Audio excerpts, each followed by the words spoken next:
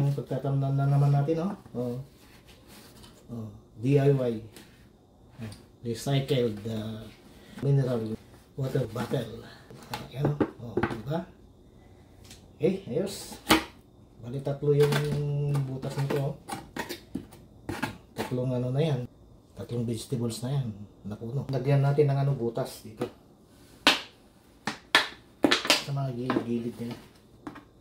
Para may paglabasan ng ano, ng tubig. Pagkasobra. May pagpasukan ng hangin. Ayan.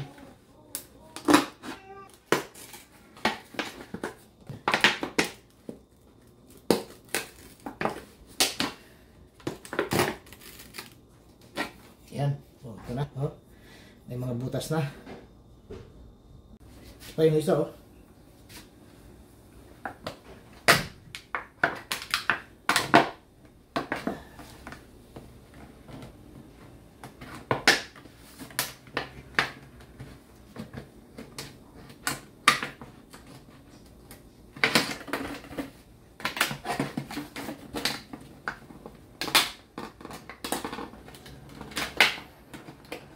Malibutasan din natin ito ng tatlo. Gaya nung nauna. Okay na, nakasalawa na tayo. Ito yung pangatlo.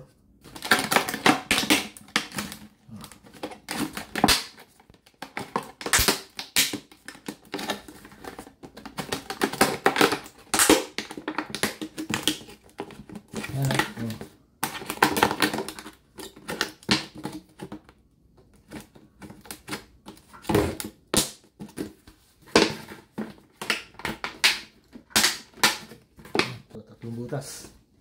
Bali, tatlo yung nagawa natin. Tatlo yung nagawa natin, no?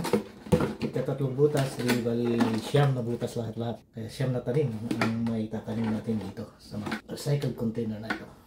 Ano? Depende pala sa ano nyo. Sa gusto nyo. Kung gusto nyo dalawang butas, pwede rin. Kung gusto nyo isang butas, pwede rin. Kaya lang, ginawa ko rito, tatlong butas. Yan, o. Oh. Diba? Dito natin tatanim yung itatanim natin gulay. Dito na siya lalaki. Okay, ayos. Tanim na tayo. Dito tayo kukuha ng mga pulang kamatis na itatanim natin sa recycled container. May tatlo tayong recycled containers na siyang pagtatamnan natin ng ating pulang kamatis o mga pulang kamatis. Dito tayo kukuha ng itatanim natin.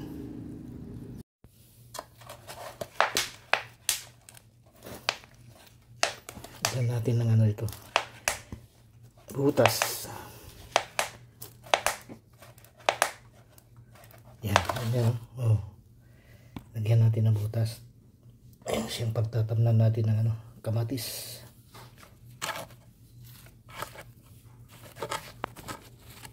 Then tabunan natin. Tabunan natin na.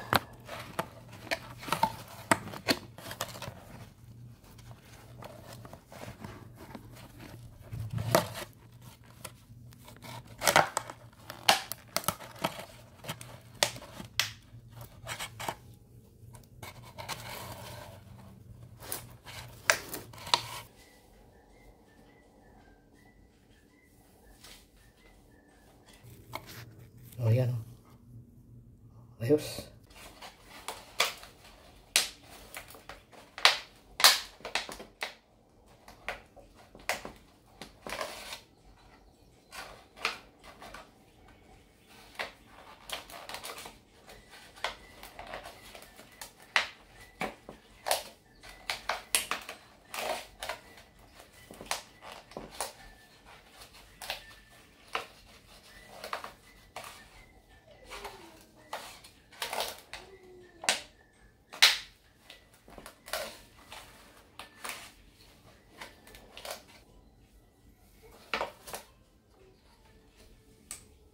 Ito, oh, tatlong puno sa isang ano, recycled container, oh.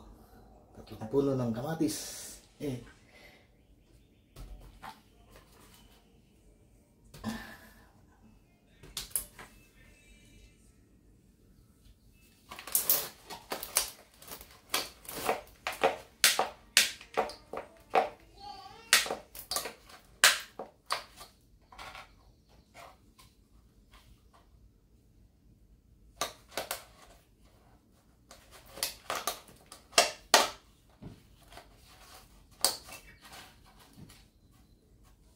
Bali, ito na yung huling itatanim natin. Oh.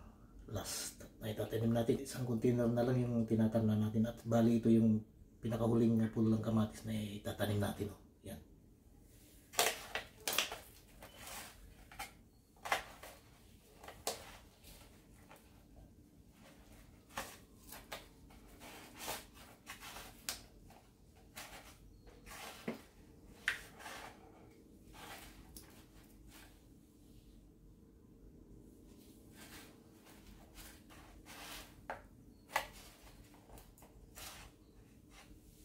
Okay, ayos. Naitanim na natin lahat. Natamnan natin lahat na yung mga tatlong containers natin, no? O yung mga empty containers natin, o recycled containers natin, no? Natamnan na natin lahat sila. Yan. Yan, oh. Okay, ayos.